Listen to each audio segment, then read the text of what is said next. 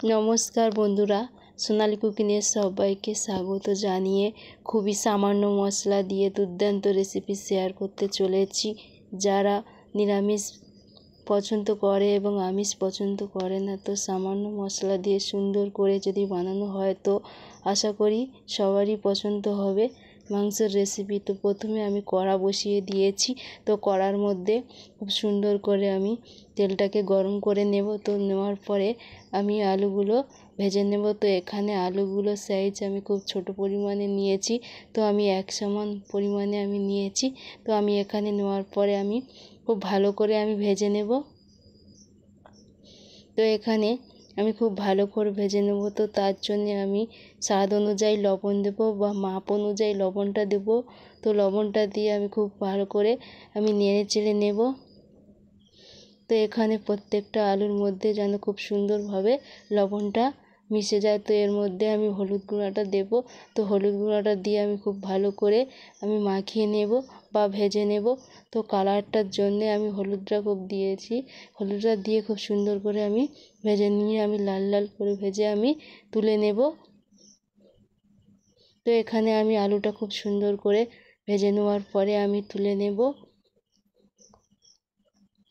তো এখানে আমি কড়ার মধ্যে দিয়ে দেব দুটো তেজপাতা। তো তেজপাতাটা দেওয়ার পরে আমি মৌরি দেব। তো মৌরিটা দিয়ে খুব ভালো করে নেড়ে ছেড়ে নেব। তো মশলাটা ভাজার পরেই পেঁয়াজটা দেব। তো পেঁয়াজটা দিয়ে আমি খুব ভালো করে ভেজে নেব। তো এখানে আমি খুব ভালো করে ভেজে নেব।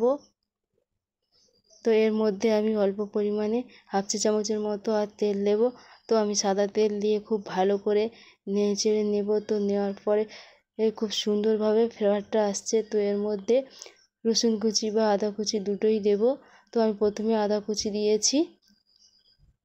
তো এরপরে আমি আদা কুচি দেওয়ার পরে আমি রসুন কুচি দেব। তো এখানে 1 চামচ করে আমি 2 চামচ মোট টেবিল দিয়েছি। তো এখানে আমি খুব ভালো করে নেড়ে চেড়ে নেব। তো মশলাটা খুব সুন্দরভাবে গন্ধ ছেড়েছে। তো এখানে আমি আগে থেকে বাটিতে আমি তৈরি করে রেখেছিলাম মশলা। তো আমি সেই মশলাটা দেব। 1 চা চামচ হলুদ আর 1 চা চামচ গুঁড়ো লঙ্কা, তার সঙ্গে হাফ চা চামচ কাশ্মীরের লঙ্কার গুঁড়ো দিয়ে আমি খুব সুন্দরভাবে ফ্লেভারটা আমি তৈরি করে নেব। তো ফ্লেভারটা তৈরির জন্য যতটা ফ্লেভারটা খুব ভালো হবে তো রেসিপিটি ততটাই খুব ভালো হবে। তো আমি এখানে মাংসগুলো দিয়েছি। তো আমি 500 গ্রামের মতো মাংস দিয়ে খুব ভালো করে আমি নেড়ে চেড়ে নেব। তো মশলা দিয়ে আমি খুব সুন্দর করে নেড়ে চেড়ে নিয়েছি। তো এর মধ্যে আমি ভেজে রাখা আলুটা দেব। তো প্রত্যেকটা আলু আমি খুব ভালো করে ভেজে নিয়েছি। তো খুব ভালো করে আমি কষে নেব। তো আলুটাকে যতটা সুন্দরভাবে ভেজে নিবে তো তরকারিটা খুব সুন্দর আসবে। তো এরপরে আমি লবণটা দিয়েছি। তো আমি মাপ অনুযায়ী লবণটা দিয়েছি। তো মাপ অনুযায়ী লবণটা দিয়ে খুব ভালো করে আমি কষে নেব। তো এখানে আমি আগে থেকে লবণ দিয়ে আর ভেজে নিয়েছিলাম তো আলুটাকে। তো এর জন্য আমি কম করে দিয়ে আমি ঢাকনা দিয়ে ঢাকা দেব যাতে খুব সুন্দরভাবে সেদ্ধ হয়ে যায়। তো আমি সেদ্ধ হওয়ার পরে আমি ঢাকনাটা খুলে দেখে নেব তো কেমন হয়েছে। তো আমি খুব ভালো করে কষে নেওয়ার পরেই আমি জলটা দেব। তো এখানে আমি জলটা যতটা লাগবে আমি সেভাবে জলটা দিয়েছি। তো এখানে জলটা দিয়ে খুব ভালো করে নেড়ে চেড়ে নেব।